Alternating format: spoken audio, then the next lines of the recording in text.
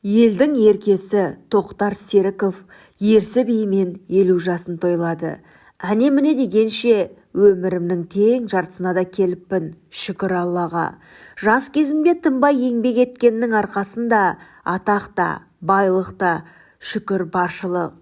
Жас келең өсіп жатқан ұрпақтарыма айтарым, тынбай еңбек ете беріңдер. 30-да орда бұзбасаңдар, 40-та қырдан аса алмай қаласыңдар. Қазіргі жастар тым еріншек, оларға қарап менің қарным ашады. Қолдарына бір ұялы телефонды ұстап, кешке дейін сомен әуре болады. Әркімнің өмірін қарап, соларға тамсанып, таң қалып отырады. Солардың істегенін өзі де істеуге болатынын байқамай да қалады. Ал мен енді өзімнің туған күніме оралайын. Мені құрметтеп, сыйлап келген барша өзімнің достарыма ризашылығымды білдіремін. Мені сіздер сыйласаңыздар, сіздерді Алла сыйласын деп бұрындары айтып отырушы еді қариялар. 100-ге келсең де жүрегім жас сияқты деп. Сол сияқты мен 50-ге келсем де өзімді әлі 25 жастағы Тоқтар сезінемін. Өзіңнің қартайып бара жатқаныңды жүрегің ешқашанда мойындамайды екен, жас қалпында қалады екен. Әрбір кезеңдеріңізді бағалаңыздар, әр күндеріңізді қуанышты етіп өткізуге тырысыңыздар. Әр минут бағалы. Бақыт деген кішкентай дүниеден де басталады. Ақшаға әкеліп тіреп қоймаңыздар. Кішкентай затпен болса да отбасыларыңызды, жұбайларыңызды, балаларыңызды қуанта біліңіздер. Оның өзі сүннет деп Тоқтар Серіков өзінің 50 жасында тілек айтты. Алыс жақыннан келген туыстарыма, дос-жарандарыма алғысым шексіз. Әттең осы туған күнімде анам болғанда ғой жанымда деген бір өкінішім де бар. Арқалықтағы ағаларымның жіберген еді. Мынау киноға біздің шашылуымыз болсын деп қолдап, қолпаштап, менің қуанышыма бірге қуанып жатқан қойғайлықтар осындай ет жіберіп, ертең келетін қонақтарына асып, дастарханыңа әдемілеп. Мен өзім істеген жақсы көрем.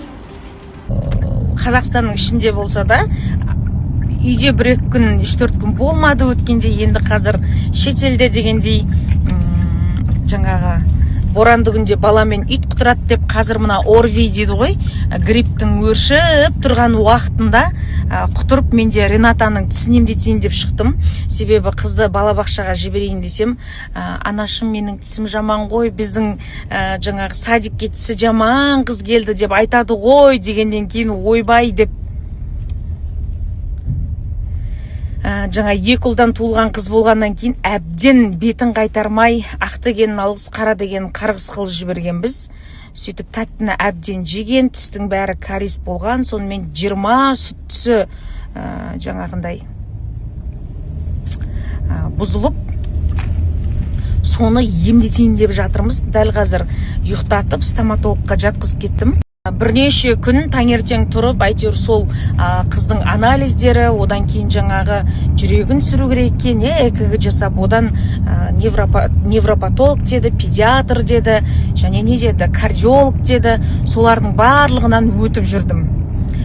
Одан қала қалса, таңертең тұра салысымен қазір бізде аптаның 5 күнінде сабаққа барады, түске дейін, түстен кейін массажға барады. Әйтеуір қарманған қарап қалмайды деп, қармана берейікші, бір жерден әйтеуір нәтиже көрерміз деп, солай баланың қамымен жүрмін.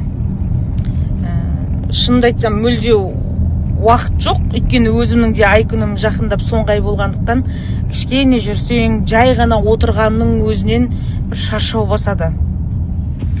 Солай әлеуметтік желіге мүлде уақыт болмай кетті.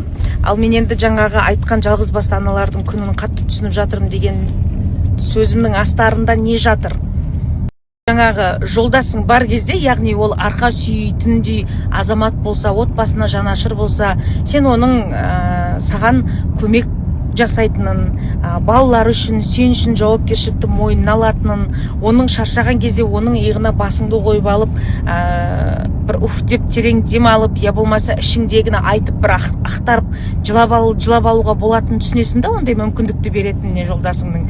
Ал сенің қасыңда болмаған кезде бүкіл шаруаның, бүткіл ауырлықтың, бүткіл жауапкершіліктің бәрі сенде ғана екенін түсінеді екенсің да, сонымен белді бекем буып тек қана алға деп шауа береді екенсің, шапаттай береді екенсің ғой. Соны түсіндім. Біз бір кездесуге келіп жатырмыз. Қытай елінен келген керемет ханымдармен маған бір сыйлық алып кетті. Киімім жоқ еді достар. Так мен мынаны шешейін. Үстімдегі киім шешіп, мына киім көрейік. Не екен көрейікші, маған қызық болып тұр. Да, надеюсь, что это мой размер.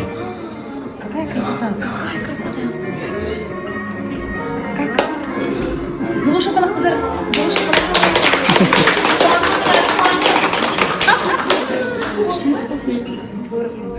Мәссаған, мына кісі маған шуба кигізіп жатыр. Міне, пожалуйста. Сүйікті тағамдарымыз жеуге келді. Қазір қыздармен жиналып жатырмыз. Өте керемет жер, мейрамхана ашып алдық. Астана қаласында орналасқан. Дәмді тағамдар өте көп екен. Бүгінгі күнім өте сәтті өтті. Бүгін бір талай тірікті бітірдім. Үлкен қызыма наконец-таки пәтерімді алдым.